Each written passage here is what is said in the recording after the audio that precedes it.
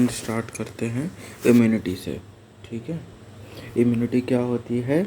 अपनी बॉडी की ओवरऑल ये एबिलिटी होती है कि जो अपनी बॉडी है वो फॉरेन डिजीज़ कॉजिंग ऑर्गेनिज्म से कितना एफिशिएंटली फाइट करती है। ठीक है, तो उसका मतलब होता है इम्यूनिटी। इम्यूनिटी दो प्रकार की होती है, इनेट इम्यूनिटी और एक्वायर्ड इम्यूनिटी।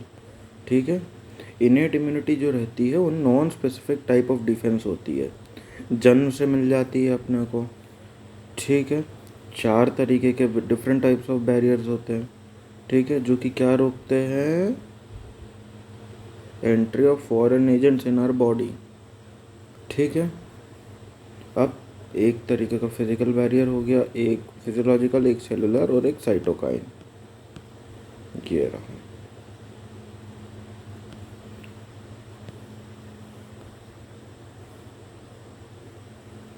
एक साइटोकाइन बैरियर। ठीक है, फिजिकल बैरियर सबसे पहला बैरियर होता है और वो होता है स्किन। ठीक है, मेन बैरियर होता है, prevents the entry of micro organism. ठीक है, फिर इसमें अपन देख लेते हैं। और एक तो स्किन हो गया, फिर जो म्यूकस कोटिंग होती है एपिथेलियम लाइनिंग की, मतलब जो अपने विसरल ऑर्गन्स हैं उनकी सबसे पहली लेयर जो होती है वो एक तरीके से फिजिकल बैरियर का काम करती है। ठीक है, तो mucus coating of the epithelium lining कौन कौन से? देखो, respiratory tract, gastrointestinal, urogenital tract also help in trapping microbes. ठीक है, अब फिजियोलॉजिकल बैरियर। फिजियोलॉजिकल बैरियर में क्या क्या आ गया? जो कि अपनी बॉडी के अंदर हो रहा है, more of the chemical hand side पे देख लेते हैं। ठीक है, तो पेट का एसिड हो गया, HCl हो गया, सलाइवा हो गया मुंह में। फिर जो अपन कभी कभी अपनी आँख में कचरा चले जाता है, खुद ब खुद आंसू आने लगते हैं ना, तो वो क्यों आते हैं? वो इसलिए आते हैं ताकि अपनी आँख चिकनी रहे, अपनी आँखों को कोई नुकसान ना पहुँचे। ठीक है, tear from eyes preventing all kind of microbial growth. ठीक है, फिर अपन सेलुलर बैरियर्स पे आते हैं। ठीक है, एट द सेलुलर लेवल तो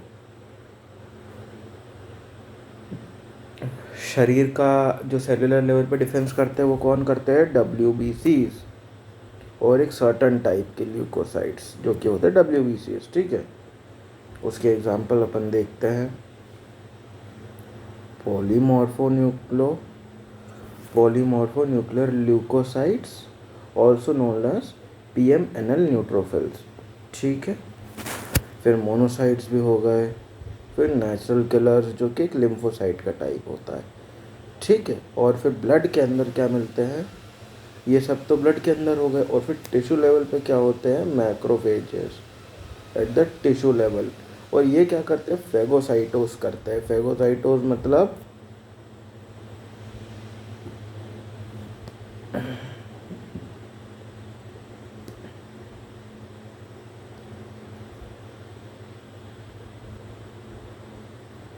दे डाइजेस्ट। ठीक है, पेन देख लेते हैं अपन। ये नहीं यार, ये बढ़िया नहीं चल रहा है यार दोस्त, बढ़िया वाला देखते हैं अपन। रुको, हाँ ये क्या चल रही है? हाँ ये हुआ ना बात इसकी, पैस की।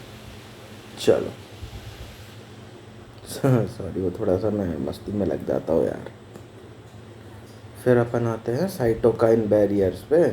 साइटोकाइन बैरियर क्या होते हैं? देखो जैसे मेरे शरीर के अंदर कोई वायरस आ गया, और वायरस को क्या चाहिए? वायरस को चाहिए होस्ट, वायरस को चाहिए एक सेल जिसका कि वो न्यूट्रिशन खाएगा, जिसकी वो फिजियोलॉजिकल एक्टिविटीज़ को रोकेगा और उसको अपना बना लेगा। ठीक है, तो जैसे ही वायरस मेरे शरीर में आया, तो जैसे कि मैं एक सेल हूँ, मेरे अंदर वायरस लग गया तो मेरे प्राण निकल रहे हैं। ठीक है, तो मैंने ज़ोर ज़ोर से चिल्लाया, मैंने लोगों को आवाज़ दी। तो उसी तरीके से शरीर के अंदर जब एक वायरस इन्फेक्ट करता है तो जो फर्स्ट इन्फेक्टेड सेल होता है, जितने भी इन्फेक्टेड होते जाते हैं सेल्स, तो वो एक प्रोटीन निकालते हैं जिसका नाम है इंटरफेरेंस, जो कि दूसरे नॉन इन्फेक्टेड सेल्स को बचाता है किससे? वायरल इन्फेक्शन से। ठीक है, वायरस इन्फेक्टेड सेल इंटरफेरॉन्स निकालते हैं। ठीक है, प्रोटेक्ट नॉन इन्फेक्टेड सेल्स। ठीक है, अब अपन आते हैं एक्वायर्ड इम्यूनिटी पे। ठीक है, ऊपर अपन कौन से येलो से कर रहे थे ना थोड़ा सा।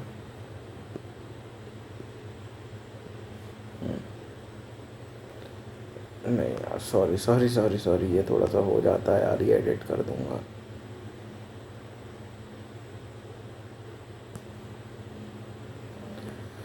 एक्वायर्ड इम्यूनिटी अब पहले तो इनेट इम्यूनिटी है, तो वो कब से थी अपने साथ? जन्म से थी। और ये कब से आएगी? जैसे अपने को कोई वायरस आया, कोई फॉरेन पैथोजन आया अपने अंदर, उसने अटैक किया।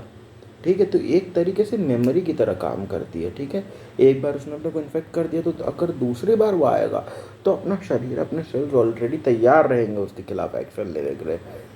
ठीक है, तो अपन इसको कर लेते हैं थोड़ा सा। Acquired immunity is pathogen specific, characterized by memory.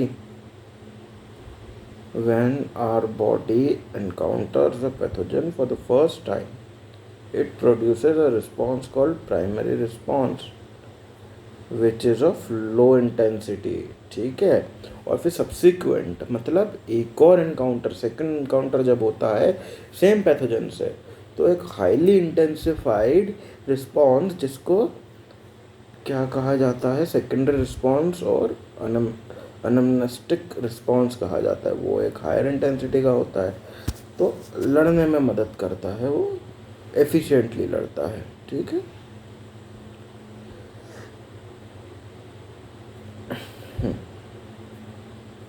तो इससे क्या पता चलता है कि our body appears to have the memory of first encounter. ठीक है, अब जो प्राइमरी और सेकेंडरी इम्यून रिस्पॉन्सेस हैं, वो दो टाइप के स्पेशल लिम्फोसाइट्स की वजह से होते हैं। एक तो बी लिम्फोसाइट्स और एक टी लिम्फोसाइट्स। कैसे याद रखोगे ब्रो? बीटी हो रही है ब्रो, है ना? अब डस रहा हूँ, पता है। Primary and secondary immune responses carried out to special types of lymphocytes. कौन कौन से? जो कि ब्लड में होते हैं ना, ब्लड में, ये याद रखने की चीज़ है। B lymphocytes and T lymphocytes. ठीक है, और जो बी लिम्फोसाइट्स होते हैं ना, वो एक प्रोटीन्स की आर्मी पैदा कर देते हैं पैथोजन से लड़ने के लिए अपने ब्लड में। ठीक है, और इनको ही अपन क्या कहते हैं? एंटीबॉडीज़ कहते हैं। और बेचारे जो टी सेल्स हैं, वो एकदम हल्के पतले से, वो ज़्यादा कुछ कर नहीं पाते, तो वो बस ना ऐसा मुश्किल में हथेली ले लेते हैं किसको? बी लिम्फोसाइट्स को, जिनको कि एंटीबॉडीज़ बनानी है। ठीक है, अब देखो, B lymphocytes produces an army of protein. ठीक है, रिस्पॉन्स पैथोजन से फाइट करने में। ठीक है, प्रोटीन्स आर कॉल्ड एंटीबॉडीज। अब टी सेल्स कुछ भी नहीं करते हैं, बल्कि हेल्प किसको करते हैं? बी सेल्स को, टू प्रोड्यूस एंटीबॉडीज। ठीक है, फिर अब अपन अब हर एक एंटीबॉडी के बारे में पढ़ते हैं। ठीक है, एक एंटीबॉडी के अंदर होता क्या क्या है। ठीक है, हर एक एंटीबॉडी के अंदर क्या होती हैं? 4 पेप्टाइड चेन्स। ठीक है, जिसमें से कि 2 लाइट चेन होती है और 2 हैवी चेन होती है। जो लाइट चेन होगी वो ऑब्वियस सी बात है स्मॉलर इन साइज है, और जो हैवी है वो लॉन्गर इन साइज है। ठीक है, एंटीबॉडी को अपन किससे रिप्रेजेंट करते हैं? An antibody is represented as H2L2। ठीक है, अब कुछ डिफरेंट टाइप्स ऑफ एंटीबॉडीज जो अपने शरीर के अंदर होती है। Antibodies produced in our body, IgA, IgM, IgG। और इसको तुमने कैसे याद किया था? Mega, MEGA, mega. ठीक है, फिर ये डायग्राम दे रखा है किसका? एंटीबॉडी के मॉलिक्यूल का। ठीक है,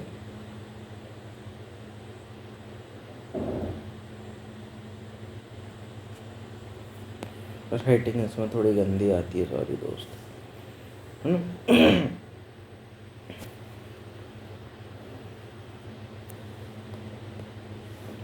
देखो, जो एंटीबॉडी वाला रिस्पॉन्स रहता है ना अपने शरीर में, उसको अपन क्या कहते हैं? Humoral immune response, because antibodies are form in the blood. Response is called as humoral immune response. और फिर दो टाइप के होते हैं एक्वायर्ड इम्यून रिस्पॉन्स। कौन कौन से? एक एंटीबॉडी वाला कौन सा था? Humoral immune response. ठीक है, एंटीबॉडी मीडिएटेड। और सेकेंड वाला cell mediated immune response, sorry.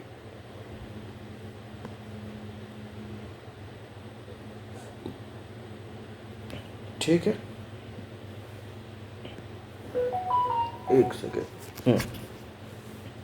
अभी अपन ने ऊपर क्या पढ़ा था? जब एंटीबॉडीज काम करती हैं तो कौन? बी लिम्फोसाइट तो पूरी फौज बना देते हैं प्रोटीन की, और बेचारे टी हल्के हल्के से टी लिम्फोसाइट्स वो बस मदद सी कर देते, हथेली लगा देते उसको। पर अब जब अपन सेल मीडिएटेड इम्यूनिटी में आते हैं तो यहाँ पे किसकी वजनदारी है? यहाँ पे टी लिम्फोसाइट्स की वजनदारी है। ठीक है, अब देखो, अपन सेल मीडिएटेड इम्यूनिटी को समझते हैं।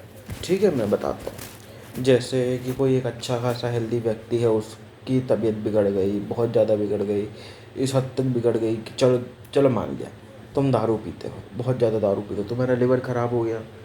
ठीक है, तुम्हारा लिवर ख़राब हुआ तो डॉक्टर ने हाथ खड़े कर दिए, बोले कि भैया तुम्हारा तो लिवर बदलना पड़ेगा यार, तुम ऐसे जी नहीं पाओगे। फिर अपन ने ढूंढा एक ऑर्गन डोनर, अपन बन गए ऑर्गन रिसीवर। ठीक है, तो अपन ऐसे ही थोड़ी ना कहीं का भी किसी का भी ऑर्गन काट के लगा सकते हैं अपने शरीर में। क्यों? क्योंकि जो अपना शरीर है, और अपने शरीर में मोस्टली कौन सी immunity? Cell mediated immunity, cell mediated immunity. Sorry यार, मैं अच्छे से लिख रहा हूँ, सॉरी। अपने शरीर की जो सेल मीडिएटेड इम्यूनिटी होती है, ये किसके रिस्पॉन्सिबल होती है? सारे के सारे जो ग्राउंड लेवल के, एकदम सेलुलर लेवल के चेंजेस होते हैं, उन सब के लिए। देखो, फिर जो सेल मीडिएटेड इम्यूनिटी रहती है, फॉरेन ऑर्गन लगा लिया अपन ने अपने शरीर में, वो अपने साथ कंपैटिबल नहीं बैठा, है ना। मतलब अपन ऐसे बाहर बाहर से देखे तो मॉर्फोलॉजिकली तो सब अच्छा अच्छा दिख रहा है कि हाँ यार भैया बढ़िया ऑर्गन है, एकदम बढ़िया गुलाबी गुलाबी लिवर है, अपन लगा देते हैं, सब काम करने लग जाएगा। पर नहीं, जब हम उसके फिजियोलॉजिकल लेवल पे जाएंगे, सेलुलर लेवल पे जाएंगे, तो जो अपनी बॉडी का सेल मीडिएटेड इम्यूनिटी है, और उसमें भी कौन? T lymphocytes. ठीक है, तो टी लिम्फोसाइट्स क्या करेंगे? टी लिम्फोसाइट्स उस समय अटैक कर देंगे किस पे?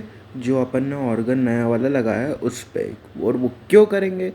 क्योंकि वो उस ऑर्गन को भी एज अ पैथोजन देखेंगे। ठीक है, तो ये तो भैया बहुत मुश्किल की बात हो गई। ठीक है, तो इस वजह से जब भी ऑर्गन ट्रांसप्लांट होता है या कुछ भी होता है ना, ऑर्गन ट्रांसप्लांट में मोस्टली ऑर्गन ट्रांसप्लांट होता है, ग्राफ्टिंग करते हैं ना, तो तब सबसे ज़्यादा इम्पोर्टेंट क्या होता है? टिश्यू मैचिंग और group matching before undertaking any graft और ट्रांसप्लांट। ठीक है,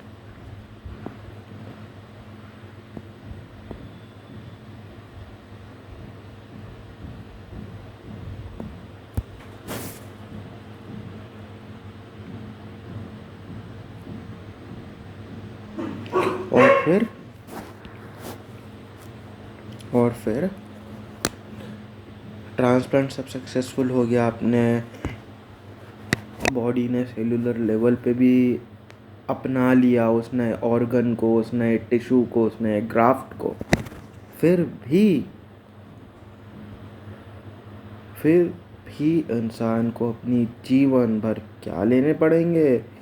इम्यूनो सप्रेसेंट्स। क्या चीज़? अरे भाई साहब, ये क्या हो गया? रुको, स्क्रीन थोड़ी छोटी कर लेते हैं। ठीक है, तो इससे अपने को क्या पता चला कि जो सेल मीडिएटेड रिस्पॉन्स है वो बहुत ज़्यादा समझदार होता है। समझदार क्यों? क्योंकि उसके अंदर ये कैपेबिलिटी होती है कि वो आइडेंटिफाई कर पाए क्या उसका सेल्फ और नॉन सेल्फ, मतलब क्या उसके शरीर का अपना शुरुआत से है और क्या अभी नया नया लगा है। ठीक है, बॉडी रे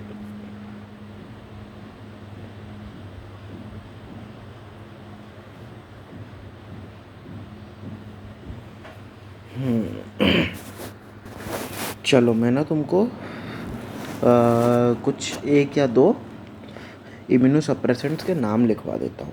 उधर एग्ज़ाम में लिख देना ना, तो ऐसा मतलब वजनदारी हो जाएगी। क्या वजनदारी? कि लड़के ने, हाँ यार भाई, पढ़ाई तो करी लड़के ने, बढ़िया पढ़ाई करी है ना।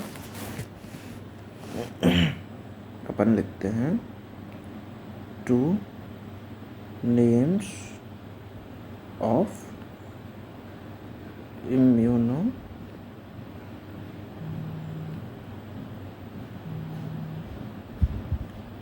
सप्रेसेंट्स। ठीक है, ए कौन सा होता है? प्रेडिनोसोन। प्रेडिनोसोन कब यूज़ किया जाता है? किडनी ट्रांसप्लांट के द्वारा नहीं, उस समय, सॉरी। और फिर दूसरा टैक्रोलिमस। Okay, tacrolimus. ठीक है, ऑल्सो नोन एज प्रोग्राफ। ठीक है।